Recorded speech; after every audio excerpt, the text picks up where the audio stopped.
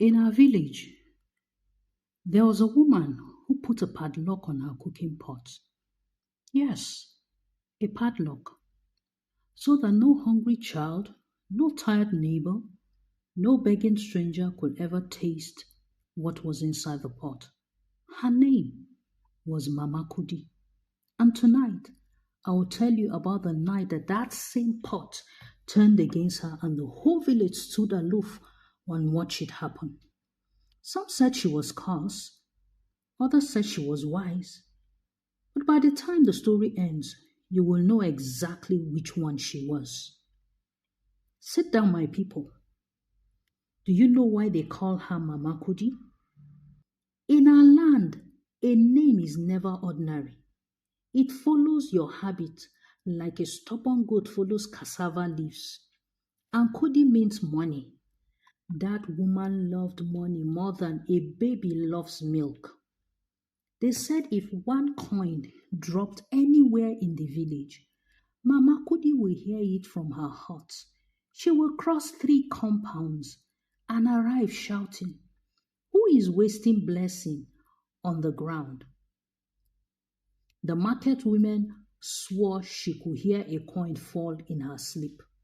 She counted hers every night till the cock crowed. Chickeny, chickeny, chickeny. But the same hands that held plenty never once learned to give. So the whole village agreed on the name. They called her Mama Kudi because money was the only friend she never ever refused. 1, 2, 3, 4, 5. Hey! A coin fell! I heard a coin fell on the ground. Who is wasting blessing here? This is a blessing. Who dropped it? The stingiest hands in the village. That woman could hide food from her own shadow. Greet her from morning till sunset, and she will only smile and say, "Ah, my pikin, you've eaten, abi? Good, I'm fasting today." Meanwhile, behind her hut, the pot will be bubbling, pepper soup and palm oil dancing through the air, loud enough for the whole village to smell it. On market days, while other women haggled for what little they could afford, Mama Kudi walked straight to the front and bought the biggest yams, the reddest oil, the fattest fish in the market. She would carry all the items on her head like a trophy, walking through the village and smiling to herself. No matter how heavy it is, she will carry it all by herself because she does not want to part with any coin. The traders in the market are happy to sell their wares to her, but still gossip behind her and shake their heads, wondering, what kind of stingy woman is this? While they stare in disbelief. All that food, the fish woman always said, and not one soul has ever tasted it. Down at the river, the women fetching water had a second job gossiping about her. Mama Uche, have you heard? Heard what? Mama Kudi has done it again. She padlocked her pot. You cause. Wonders shall not. Wonder shall never end. Mama Uche, please let's hurry up to the market square to hear the latest gist about Mama Kudi. Yes, let's go. I heard it's juicy. I can't wait to hear it. Almost done. Let's move. Okay, I'm ready.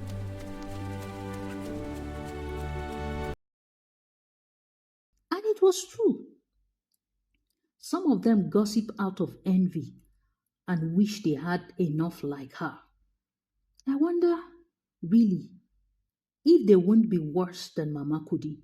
It's easy to point fingers at someone. When neighbors came begging, "Mama Kudi, my child has not eaten since morning. Please." She will hiss and wave them off. "I beg, go to your mother's people. I am not the village kitchen." And under the old Iroko tree were the elders who sat to watch the villagers pass by. The oldest of them said, "A close hand," he said, always end up holding nothing. Mama Kudi heard none of it, neither did she pay attention to the elders. At night, she licked her fingers by the lamplight, happy that no one in the whole village had shared her meal. She did not know that the ground beneath her was already tired of her greed. The stranger at her door. One dusty evening, as the sun slid behind the palm trees and the smell of rain floated in the air, a weary traveler walked into the village. The children playing in the lane went quiet to watch him pass. He looked strange, with dusty feet, torn clothes, tired eyes, and a man looked like he had walked the whole world. They watched him climb the small hill to the last hut, Mama Kudi's hut. He knocked softly. "Good evening, madam. Please, can you help me with some food? I have traveled quite a distance and I have not eaten since morning." Mama Kudi looked him from head to toe, her eyes rolling like a goat sniffing pepper, and snapped, "Who told you my house is a restaurant? If hunger will kill you, go and die in your father's compound." From the Traveler, foot of the you hill, must the leave children now. gasped. May your pot never be empty. Amen.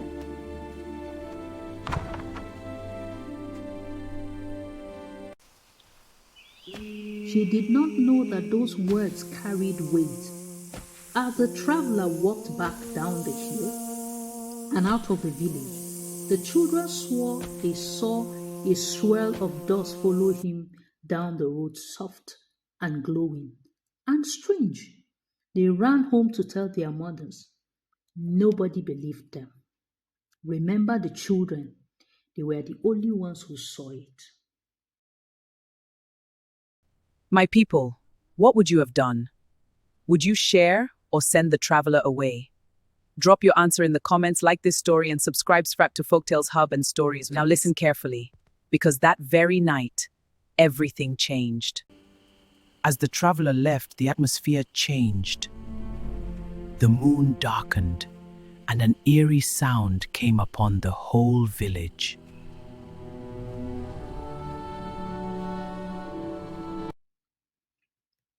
The pot turns. That night, Mama Kudi cooked her thick ogbono soup. The aroma filled the hut until the lizard on the wall began to dance. She danced too and lifted the lid. The pot was empty. No fish, no soup, only steam. She blinked her eyes, checked again, opened the second pot. The yam was gone too. What kind of witchcraft is this?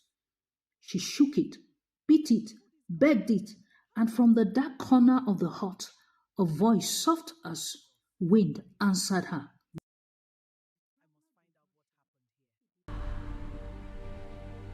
Mama Kudi, where is your kindness? Who speaks? Show yourself! Your kindness is lost. Don't Find it. understand. Only the window answered. She tried everything after that. She went to the market and bought new fish, new firewood, new pot. Every single time she lifted the lid, the same thing stared back, steam and nothing. From days it turned to weeks, and 1 month gone, and Mama Kudi has become a shadow of herself. And the village began to notice it. The women in the river noticed her wrapper hanging loose. The fishwoman noticed her counting coins twice, slow like a person who was afraid. Her cheeks sank. Her famous laugh went out like a lamp. Soon even the children who once feared her mocked her gently across the square. "Mama Kudi, cook for us if your pot will agree." And under the iroko tree, the old man only nodded. The close hand, he said again, "I told you, always end up holding nothing." The longest walk By the end of that week, Mama Kudi was weak and frightened and starving inside her own hut. So she did the one thing she had sworn on her life she will never do. She went begging down the hill into the village she had ignored for years, door to door, the same doors she used to slam. And one by one, the village answered her exactly the same way she had always answered them. At the market, the fishwoman she once pushed past looked up. You, Mama Kudi, with the fattest fish in the whole market, go and joke somewhere else, and turned back on her stall. At the river, the women she used to hiss at saw her coming with an empty bowl and suddenly found something else to look at. Nobody filled it.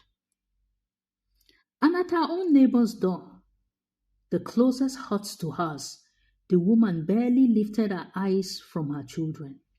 Ah, Mama Kudi, you with yams enough for a year. My hands are full. Here. And the door closed gently in her face. So Mama Kudi stood alone in the middle of the village. She had shut out her whole life holding an empty bowl, feeling for the first time the exact same thing she had made so many felt.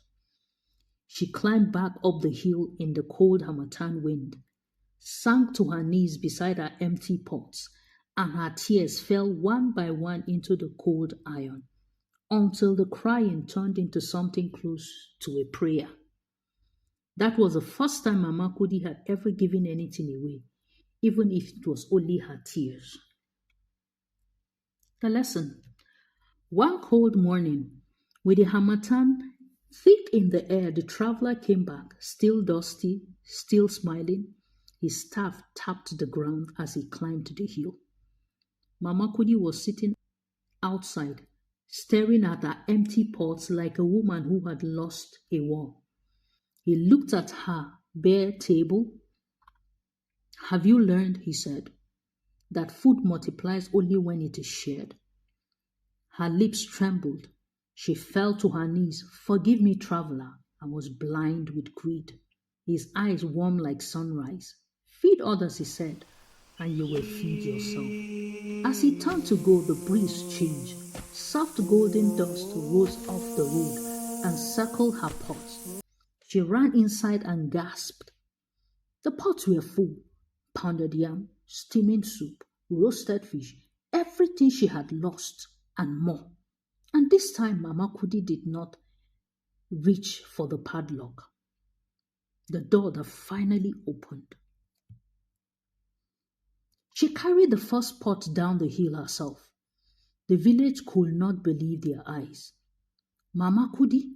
That's Mama Kudi walking into the square with a full pot and the lid wide open, calling the children to come and eat. Nobody moved. They thought it was a trick. Then one small boy stepped forward. The same boy who had seen the dust. He looked up at her, then at the pot and said, We told you about the dust, Mama Kudi. And he ate, and then the whole square ate with him. And here is the strange thing, my people. Welcome, my children. Eat and be merry. Share the stew. There is plenty for all. It is delicious. We are so happy. Good. Let the stories begin. Tell us a story. The more she gave, the more the pot held. She fed the children, she fed the fishwoman, she fed the neighbors who had shut the door in her face and said not one word about it. By evening, the pot was still full. A season later, a tired stranger wandered into the village at dusk, dusty and hungry, and climbed the small hill to the last hut because someone in the market had told him, Go to Mama Kudi, that one will never let you sleep hungry. She met him at the door with a full bowl. Before he could even finish greeting, May your pot never be empty. From that day, the last hut on the hill was the warmest house in the village. The door stayed open. Every evening, the children gathered in the compound that once wore a padlock, and she fed them and laughed with them until the lamp ran low. And under the Iroko 3, the old man gave the young ones a new line. You see, Mama Kudi, he would say, even the hardest hand in this village learned to open, so yours can too. Before we go, let's meet the people behind today's lesson. Mama Kudi, greed and change. The young boy. The fish seller, guidance and awareness. Which character spoke to you the most? Tell me in the comments below. My people, remember, blessings grow when they are shared. If you enjoyed this folktale, subscribe to Folktales Hub and Stories with Grace, like, comment, and share this video. I am Grace, your story architect, and I'll see you in the next story. Goodbye. Folktales Hub and Stories with Grace. Magic in